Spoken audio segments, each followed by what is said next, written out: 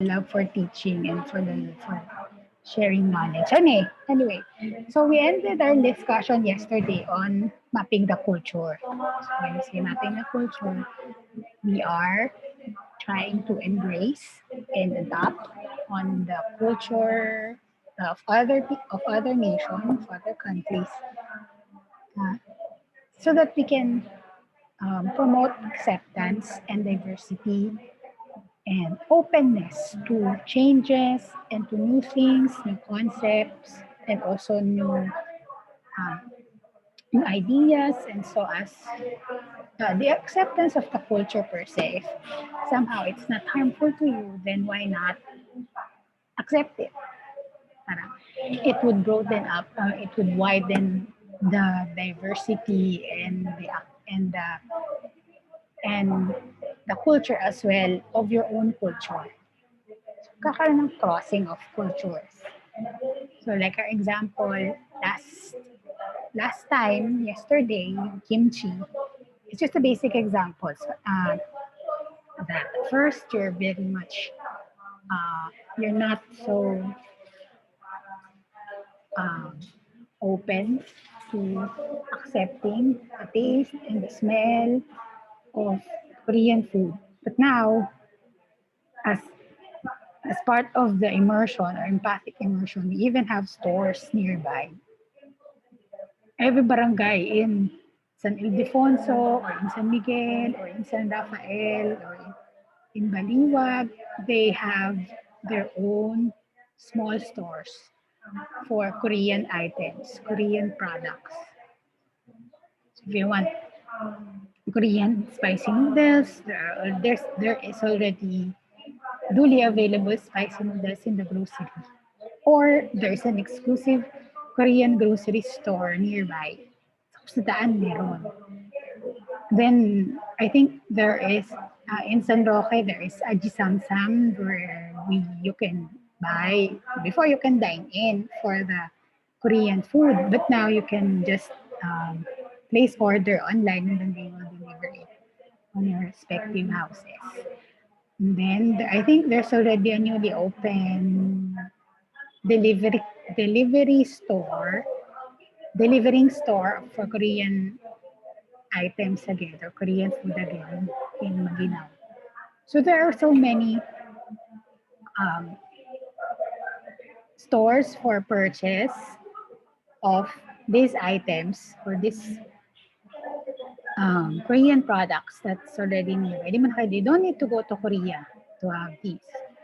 It's just one click away or even one phone call away, one text away.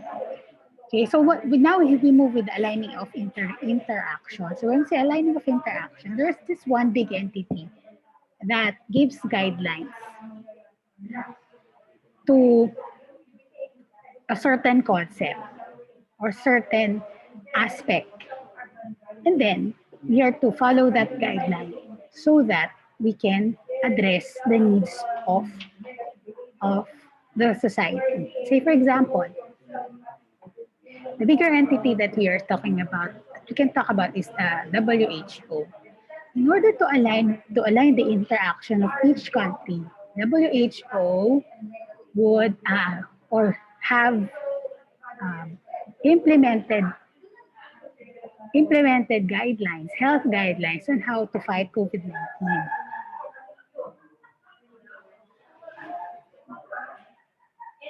So they are the authorizing people or authorizing body of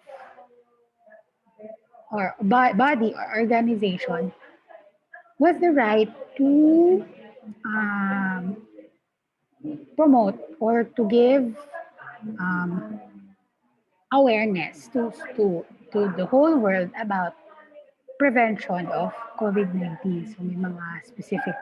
So they gave specific do's and don'ts. What like washing, for example, that washing the hands often help them, would help other people to, or the whole world to um, to prevent COVID-19. And then it was brought down to individual countries. Say, for example, in the Philippines, the Department of Health should be implementing that because it was implemented by a bigger health organization. And then there is what we call, um,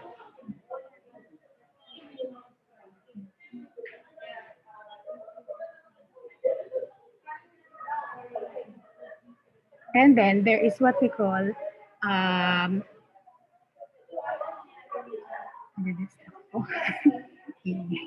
anyway, so in aligning interaction, we, ayan, to align interaction or to align interaction, we effectively process intercultural or global communication that enables individuals to get the task done and attain communication goals for being a successful global citizen.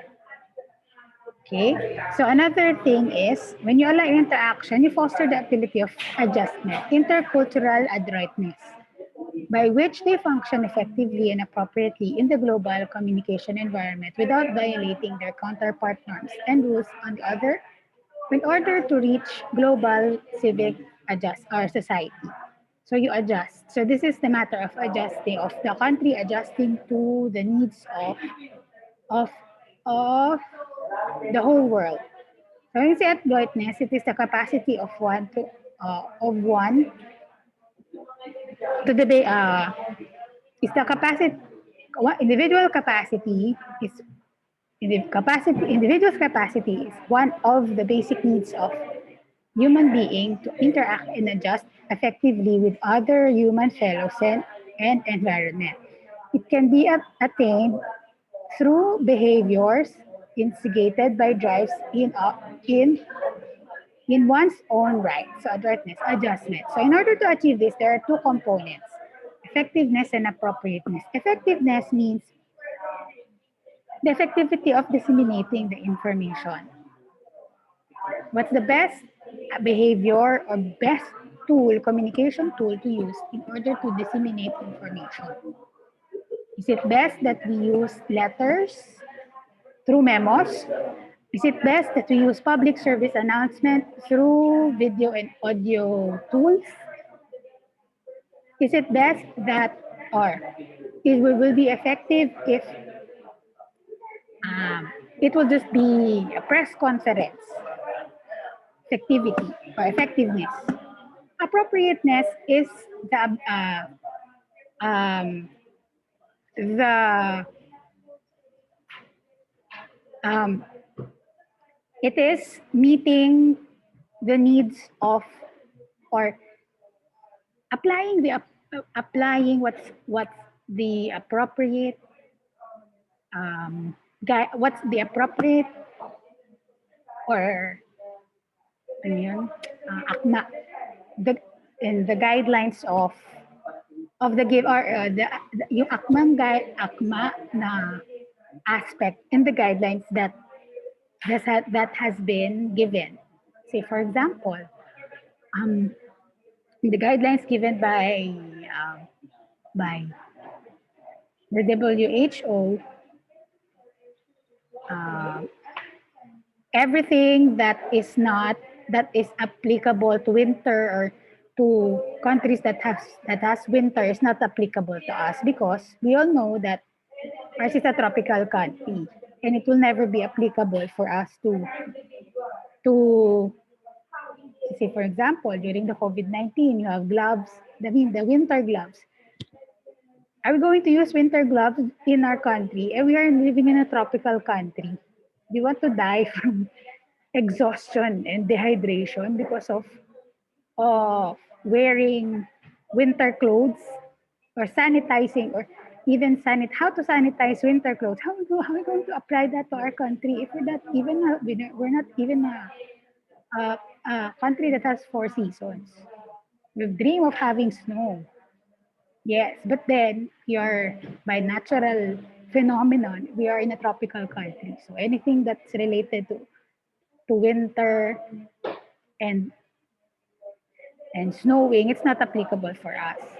Say, for example, sanitizing your winter gloves or sanitizing your winter clothes, something like that. How will you do that? You don't have even winter clothes here. So there, appropriateness. Next is, so can exemplify that a successful interaction based on intercultural adroitness is embodied in the people and environment. So there are demands for the people and the environment. So demands for the people. So it's the language ability, interaction, management, behavioral flexibility, and identity maintenance. So applying this to to practical situation. Say for example, you are going to work abroad. Definitely the priority of adjusting to the culture of that country is to learn the language. Basically, if it's just English speaking, if it's just an English speaking country, it's just but easier to interact with them because somehow Filipinos um, are familiar with the English language. They cannot be experts, but as long as you can translate and you can converse in basic English, then you're good to go. Then if you're aiming to go to other countries who are not English speakers, then therefore you need to learn their language. Or if you're already there, do your best efforts to learn the language. If you're going to Malaysia or to other Asian countries, so you learn Hindu, a little bit of Hindu, a little bit or Chinese, Taiwanese, Japanese, Korean, Bahasa.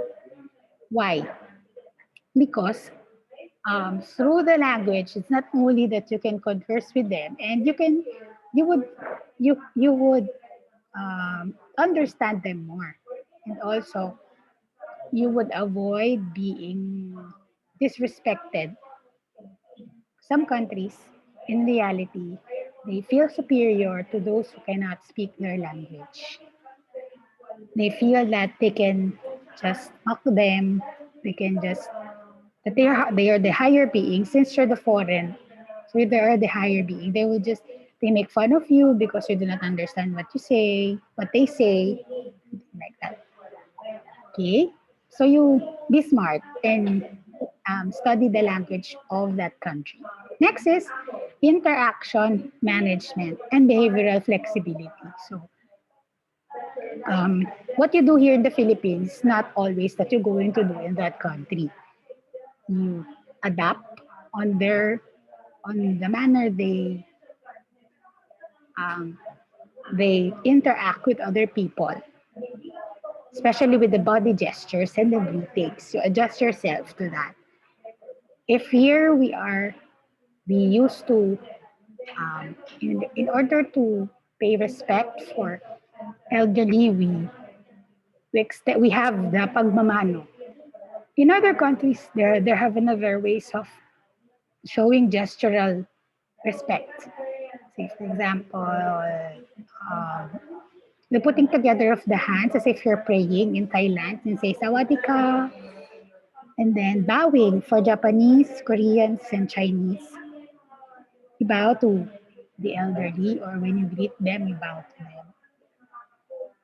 In the Philippines, we do not really do that, but really it's more of on the professional aspect, we do the handshake. So, say for example, you're a professional here, and then still you become professional there. Yeah. Even though you get a good position, you do not practice the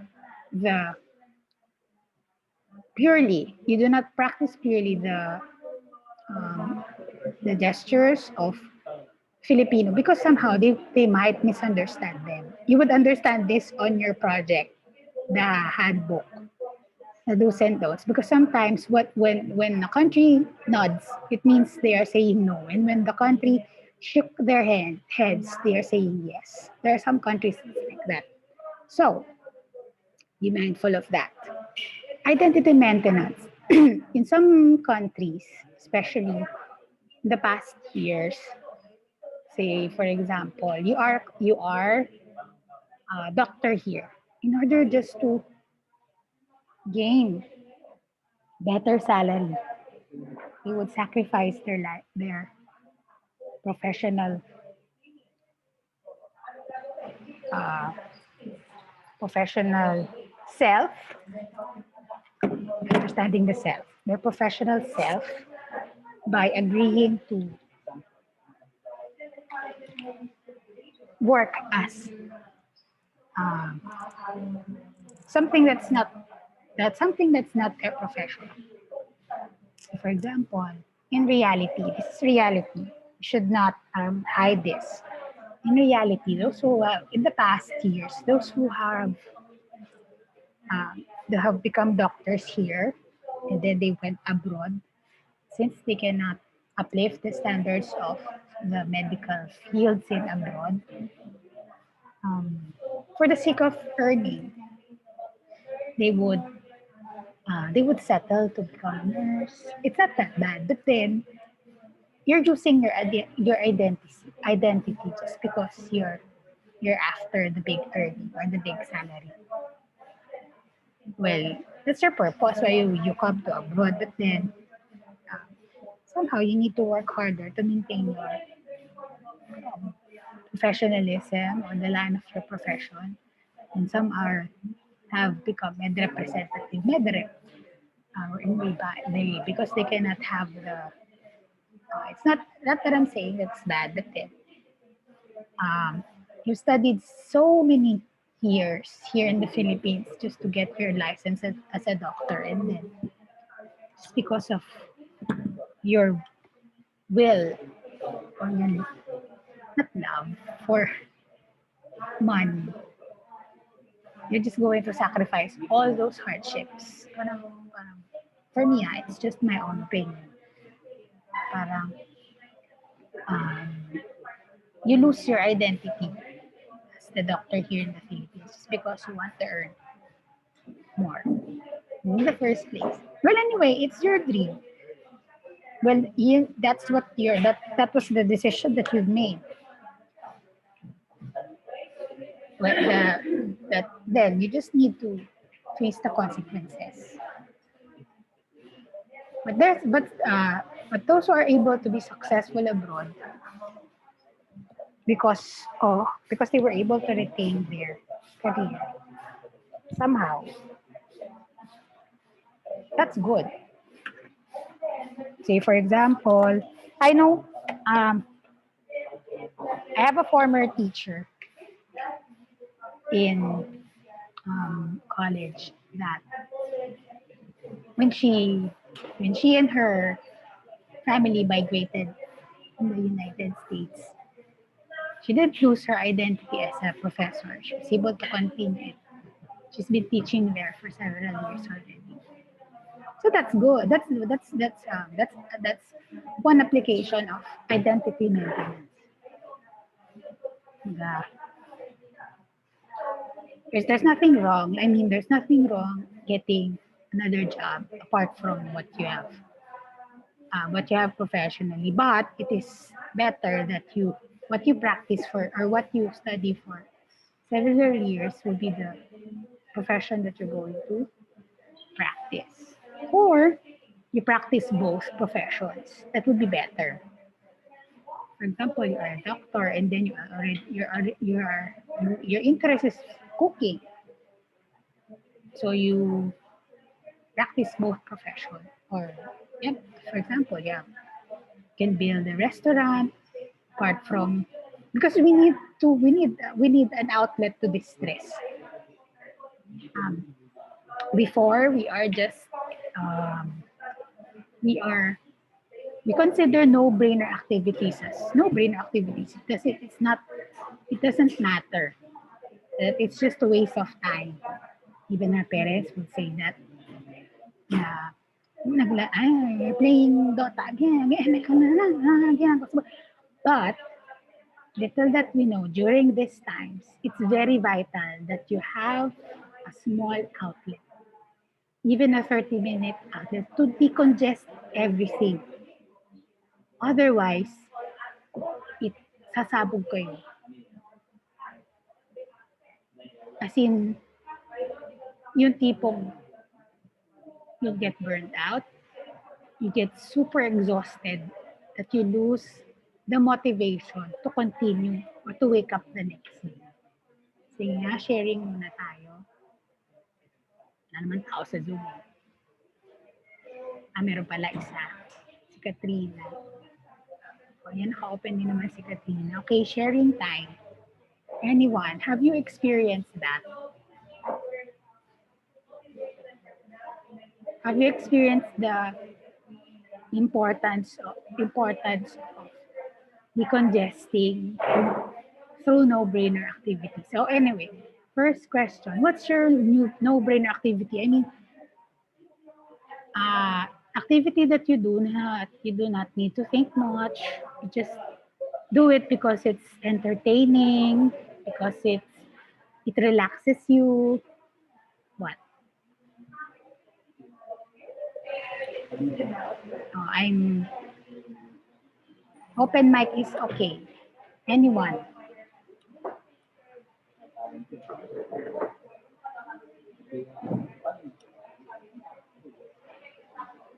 Sikat nga, Katrina.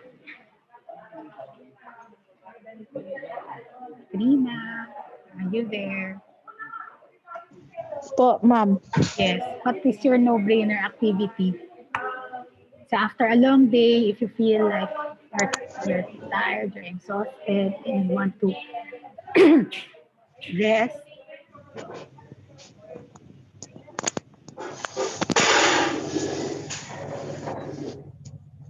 Wala naman po, ma'am. what, no, cooking. Di ba you have the, you have the restaurant, I mean the food delivery service.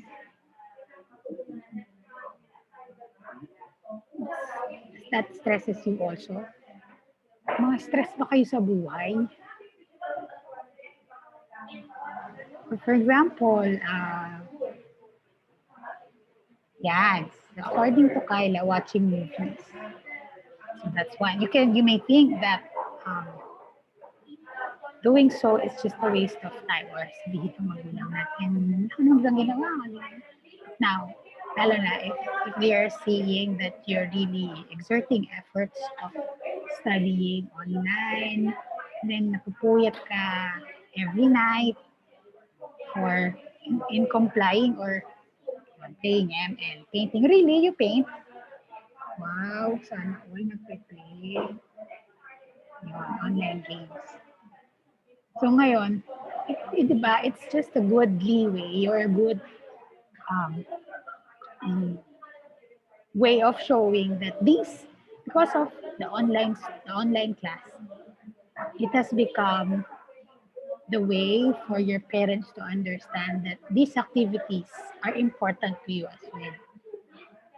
Because now they are seeing that you're studying hard, and then if you're really studying hard, and that you're complying to activity, you're doing your best to answer all the activities to all the subjects that you have. You even get sleepless nights just to submit the activities that you need to submit. And alongside with that, you're still helping inside the house. The parents will be very much will be understanding, knowing that they see that you are exhausted doing schoolworks, and sometimes, I don't know if this happens to you, sometimes they no longer ask you to do something at home because they see that you're so busy. Correct? Am I right?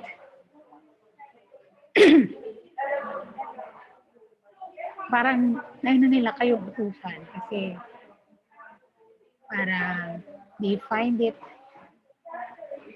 parang they already see your efforts of, they already see your efforts that you're already studying hard. So just to show their love for you, bigyan kayo ng parang pahinga na lang din. Say, for example, Saturday, Sunday, kumbaga, dati pag Saturday, Sunday, pag nakahilata ka pa, pag gagawin ka, it's just madaktak na yun. Ngayon parang, pagka ganyan, sige, ano lang matulog, pagod yan, isang linggo nag-aaral yan. So, that's one, I think that's one advantage of beyond it. They get to appreciate your no-brainer activities. Kami sa bahay, yung kapatid ko work from home. So siya, pag halimbawa, nakakulong lang sa kwarto yun. Nalabas yun, kakain lang. So, alas lahat ng request nun sa pagkain. Bigay lang ako nung parents namin, yung kapatid, and then na mother namin. Kaya pag Saturday and Sunday, pag Saturday, hindi naman ako makagising ng late kasi nga may services kami sa church. And then, Sunday, yun bawi. Yung tipong babad ka, 10 o'clock na. 10 o'clock ka na babangon. So, feeling mo, sana hindi na muna mag-Monday kasi ang aga na naman babangon. It's another week.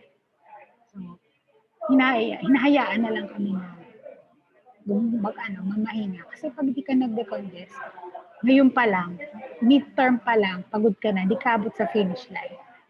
So it's important that you have these kind of no-brainer activities. Okay. Next. Lapit na to. Now we move with the definition of globalization. So when we say globalization, a Stanford Dictionary or Encyclopedia of Philosophy gave the following definitions. According to them, it is associated with deterritorialization. The world has become borderless. Because the social activities of everyone has become borderless. Somehow, for the past years, we can feel that there are borders because snail mail, letters are taking too long to reach its destination, months before it reaches its destination. And the reply would take quite some time as well. Because they need to pass through so many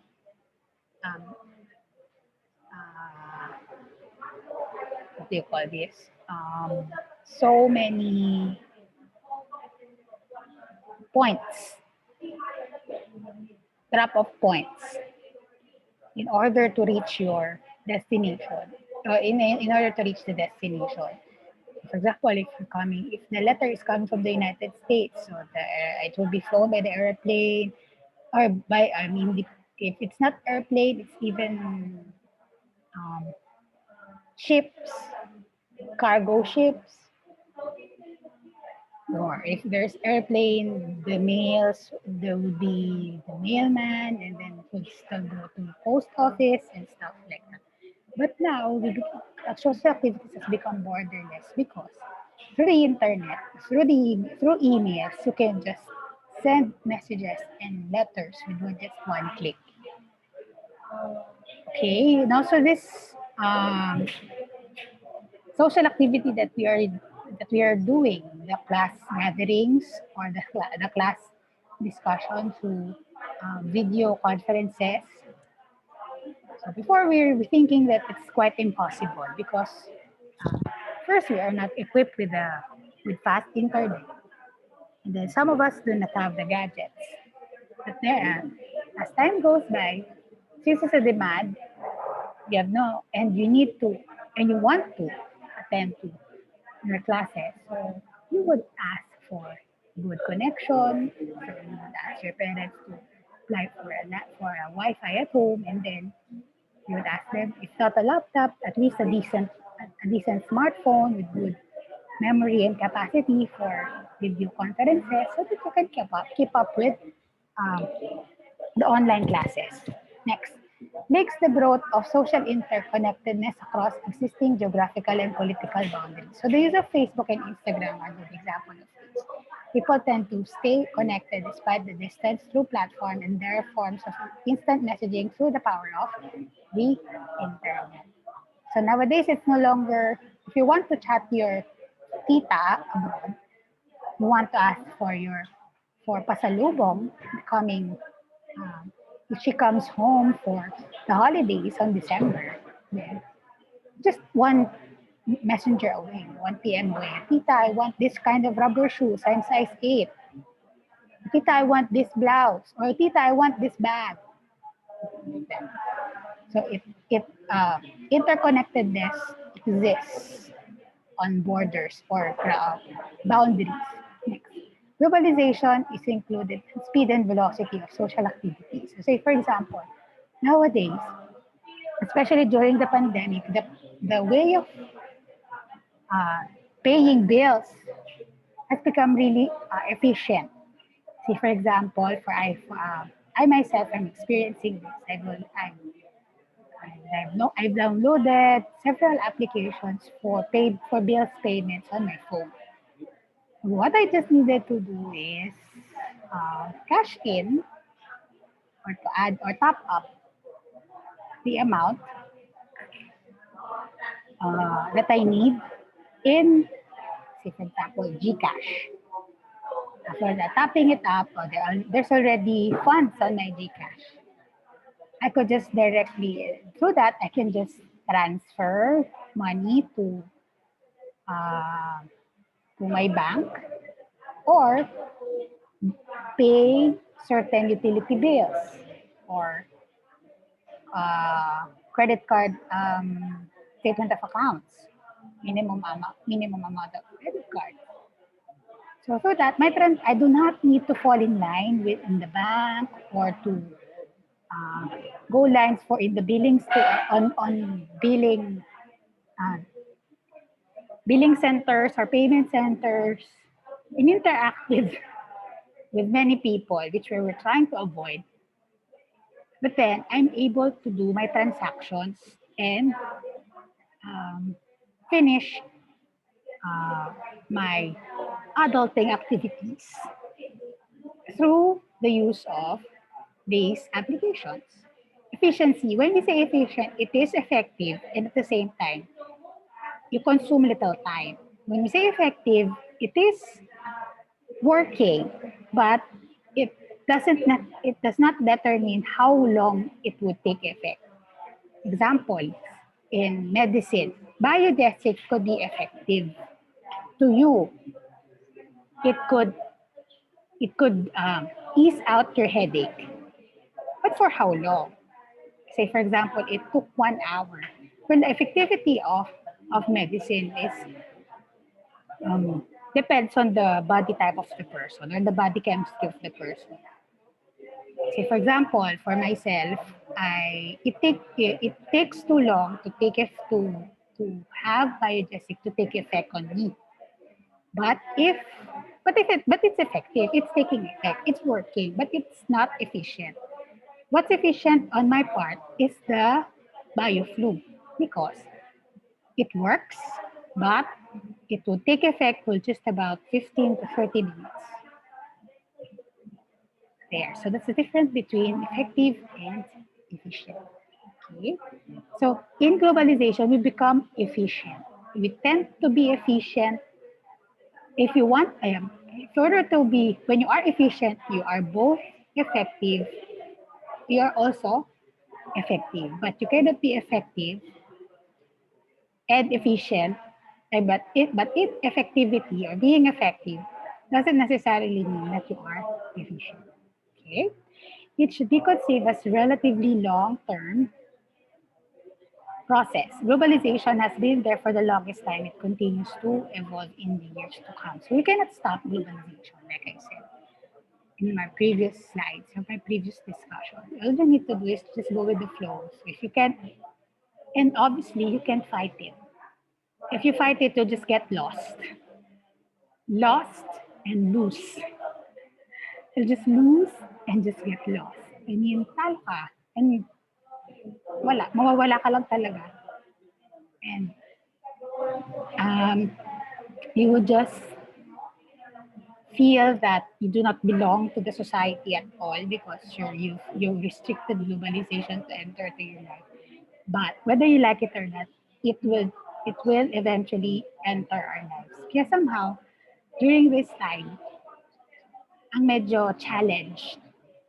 So those who are very much challenged with the globalizing society is our parents. So the best thing that we can do for them is be patient on guiding them to be up to date what's going on so that they can also the key to okay, you can also understand you as part of us being born with the technology. Because um, if you're not going to guide them accordingly to how to adapt in this globalizing society, somehow you will always misunderstand your activities. That what you're doing now is really what you need because it's what is the world's giving you. So if you're going to guide them, they will fully understand that what you're doing is not really nonsense. It's something um, that matters to you as a person and to your being. Okay. Next, it should be conceived as relatively long. Tapos na pala yan. Next, it should be understood as multi-pronged process. So it's not just centered with economy and finance. Now it's already there. It's already um, covered. Education, like what's happening right now. So religion, socialization, and culture. So some religions are putting up social gatherings or online gatherings. So like in our congregation, so yung iba inisip, hindi wala na kayong wala na kayong ganap, wala na kayong ginagawa sa church. Oo, wala. Araw-araw nga eh. Kaya nga, di ba, sabi ko sa inyo, ang consultation hours ko ay 7 to 4. Kasi pagdating ko sa bahay, wala na akong magagawa. Kasi nga, nahinga lang ako ng konti. Dating ng mga 6:30, 6:30 late na nga eh. Kasi 6:30 maliligo. Late na nga yun. Pero as early as mga 6, maliligo na ako. Pwede naman ako pwedeng diretso na maligo from galing ng work. Mapapas mo na, ano naman ako noon. Makapasukan ng tubig yung likod ko or whatever. In short, sabi ni Dr. Ong masama. So magpahinga daw muna. Okay? So yun. And then 7, ayun na, meron na kaming may gawain na. Hanggang gabi, as in. So, there. Well, it's for God. So, there's nothing wrong. Yun. Anyway. Sana kayo din. So, okay, parang kung di kayo nakaka-attend sa church, so you pray for everything to be okay, kung di naman mawala yung pandemic, kung di na mawala yung ganitong buhay natin, maka-adapt man lang tayo or magkaroon na ang unawa ang buong mundo kung sa nangyayari sa atin. Anyway, next. Tatapos na. Major trends. So, like I said kanina, technology development has made globalization inevitable and universal. So, noong 2014, 2012? 2012. I think it's 2012. Meron akong iPhone 4S. Naglolokohan lang kami before that. Okay, in the future, I will just buy iPhone 11. 8 years later, 8 or 6 years later, there you go. There's already iPhone 11.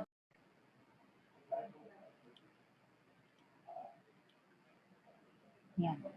Cultural awareness in speech, cultural awareness in body language, and time difference. Virtual interaction, itong nangyayari sa atin is virtual interaction.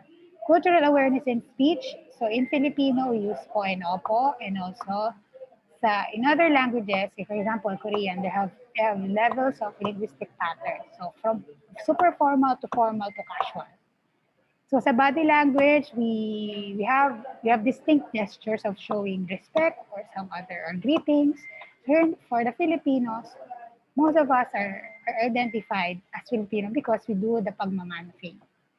So differences. So companies tend to operate 24/7 around the globe because of the time difference. So the company never stops because half of the world is resting while the other half is awake. So yung mga, kung dito, in the Philippines, we are awake. So in the other parts of the country, they are sleeping. So still, the company that's globalized, still operating 24 hours. So the money comes in and out, even the owner is sleeping.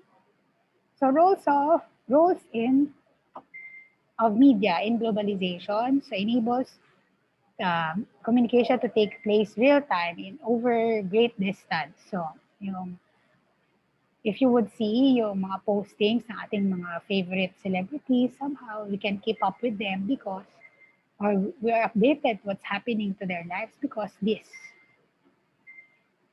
Ay, nag-post si ganito. Uy, si Marian Rivera, may post sila ni Ding Dong. Ang laki na ni Zia, kaya nakita natin yung buhay ni Zia, di ba? And also Scarlett Snow. How she grew up and how she become to be a smart kid. So that's the 21st century in what we call globalization of communication. So emergence of electronic media and digital media has brought radical change in how we see education, economy, and society. So before, ginagamitan natin, so during in classroom sessions or in classroom meetings, we have the PowerPoint. And seldomly, we do not really use the chalk and or whiteboard. Yes, we do still use that for further examples, but then we have the PowerPoint. So now we have this. And some teachers, some schools use Facebook Live to interact with their students or webinars. So language. So you can just browse this through ano ba dito? Blog, madali lang.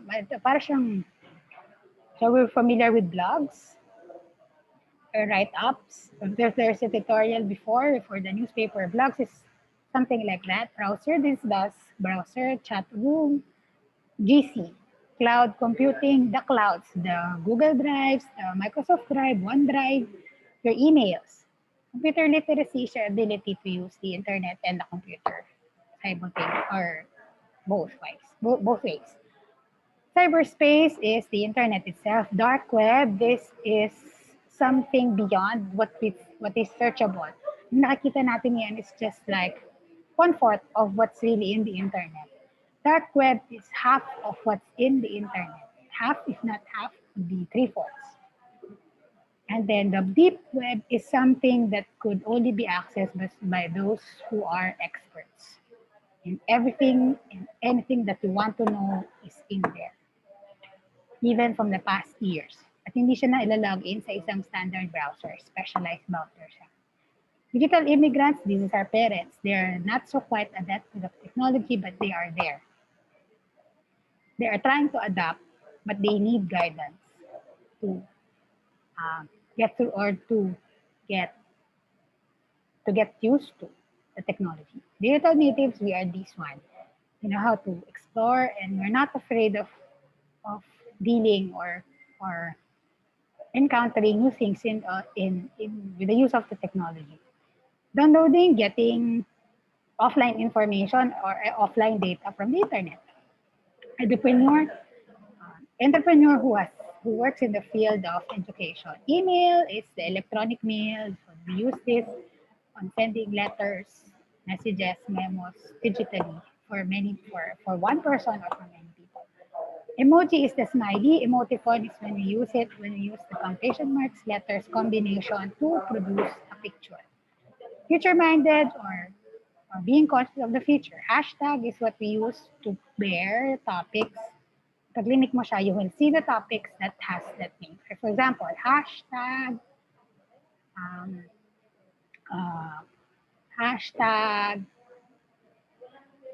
GMA7 or hashtag no to ABS-CBN closure or anything that's hashtag for the day or hashtag verse of the day or hashtag OOTD. So if you're going to click that, you will see different images or topics that's related to that. Selfie, your daily picture that would show your mood or yourself for the day. Social media, YouTube, Twitter, Instagram. Streaming media, YouTube or View or Netflix that's not offline. Anything that needs that needs the internet is streaming media. Virtual reality, this is a simulation of 3D dimensional images and environment that can be interacted with, seemingly reaction, real and physical by person through electronic equipment. So helmet or screen or gloves. So example ng virtual reality, pag gumagawa ng animated series, ay di pala, real, ano yun, yung Beauty and the Beast, ang daming nakakabit sa, or even animated series na medyo, na parang kagaya ng Smurfs, na yung hindi siya 2D, yung totoo parang Pixar. Yun. Yun na parang virtual reality. Mas okay pa nga yung ano, yung parang Final Fantasy si Renoa, yung talagang 3D siya. Para sa totoong tao. Pero parang cartoons, virtual reality. Or mas maganda, totoong tao talaga. Okay. Web page. This is the web page. Yan, yung nakikita nyo na yan. Or the page on the internet. That is web page. So there. So we end. Uy, sakto. Now we end the topic for globalization. So the other